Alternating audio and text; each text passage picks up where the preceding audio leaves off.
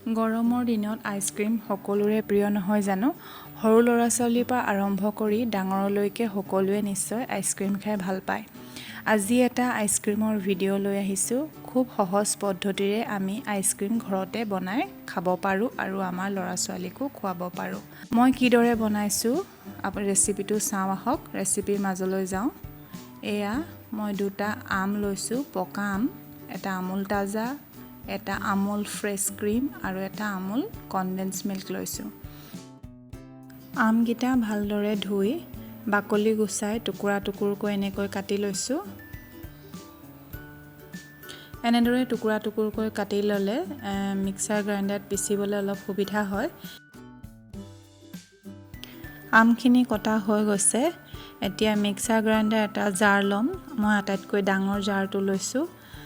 তাত আমকেইডোখৰ দি দিছোঁ। আমকেইডোখৰ দি ইয়াত মই চেনি দিম। যিহেতুকে ঘৰুৱা আম বৰ বেছি মিঠা নহয়, অলপ টেঙা মিঠা, সেইকাৰণে মই চেনি দিছোঁ। যদি বজাৰৰ আম লোৱা হয় চেনি নিদিলেও হয়, কাৰণ বজাৰৰ আমবিলাক যথেষ্টখিনি মিঠাই থাকে। এয়া চাওক, এটা ধুনীয়া ফাইন পেষ্ট হৈ গ'ল, এটা মিহি পেষ্ট বনিলে। এইটো কনচিষ্টেঞ্চিটো এনেকুৱা ধৰণৰ হ'ল। ইয়াত আমি বাকীবিলাক বস্তু এড কৰিম। ইয়াত দিছোঁ আমুল তাজা। আমুল তাজা গাখীৰ মই গোটেইখিনি দি দিয়া নাই, আধা দিছোঁ। পেকেটটোৰ আধা দিছোঁ। আমুল তাজা গাখীৰৰ একেবাৰে সৰু পেকেটটো লৈছোঁ, তাৰ আধা দিছোঁ। আমুল ফ্ৰেছ ক্ৰীম সৰু পেকেটটো লৈছোঁ, তাৰো মই আধাই দিম। এয়া ধৰিব পাৰিছে কিমানখিনি দিছোঁ। এয়া লৈছোঁ condensed মিল্ক। condensed মিল্কৰো মই একেবাৰে সৰু পেকেটটো আনিছোঁ, তাৰো মই আধা দিম। আধা দিছোঁ। এই সকলোখিনি দি এতিয়া মই মিক্সাৰ গ্ৰাইণ্ডাৰত আৰু এবাৰ ঘূৰাই ল'ম। এয়া চাওক, এনেকুৱা এটা ধুনীয়া মিহি এটা পেষ্ট বনিলে। এয়া চাওক, ইয়াৰ কনচিষ্টেঞ্চিটো মন কৰক, বৰ ঢিলাও নহয়, বৰ ডাঠো নহয়।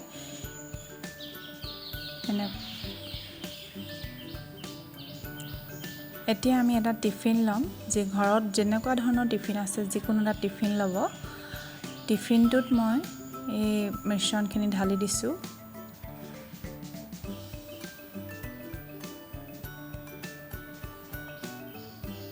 টিফিনটো একেবাৰে মুখলৈকে মিশ্ৰণটো আহি গৈছে।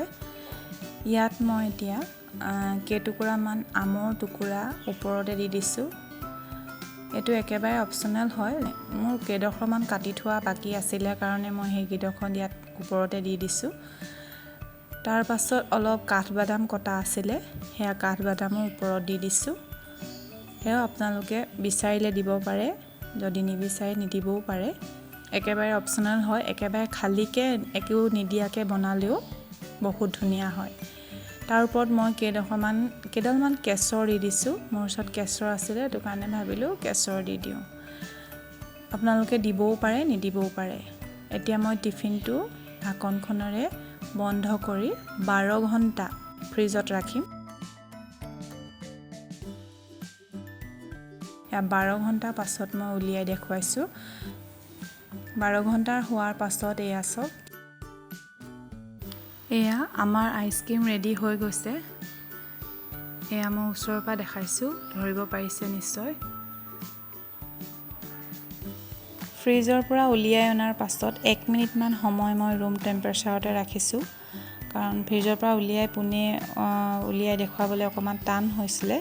সেইকাৰণে মই 1 মিনিটমান সময় ৰুম টেম্পাৰেচাৰতে ৰাখিছোঁ। তাৰ পাছত চামুচখনেৰে এনেকৈ উলিয়াই দেখাইছোঁ। চাওক, এয়া ধৰিব পাৰিছে।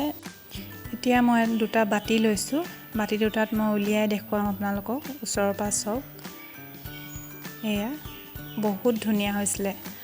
আপোনালোকে ঘৰত বনাই খাই চালেহে গম পাব। বাতিত যদি আপুনি কাৰোবাক দিয়ে, আপোনাৰ ল'ৰা ছোৱালীক দিয়ে, ল'ৰা ছোৱালীয়ে গমেই নাপাব বজাৰৰ পৰা কিনি অনা নে আপুনি ঘৰত বনোৱা। এনেদৰে বনাই খাব, খুব সহজ পদ্ধতি। এনেদৰে ঘৰতে বনাই খালে আপোনাৰ দোকানৰ পৰা, বজাৰৰ পৰা কিনি খাবলৈ মনেই নাযাব। খুব কম খৰচতে আমি এনেদৰে ঘৰতে ল'ৰা ছোৱালীক আইচক্ৰীম বনাই খুৱাব পাৰোঁ। আশা কৰোঁ ভিডিঅ'টো চাই নিশ্চয় ভাল পালে। যদি ভাল পালে মোৰ ভিডিঅ'টো লাইক কৰিব, শ্বেয়াৰ কৰিব আৰু কমেণ্ট কৰিব। আৰু আগলৈ এনেদৰে মোৰ ভিডিঅ' পাই থাকিবৰ কাৰণে মোৰ চেনেলটো ছাবস্ক্ৰাইব কৰিব।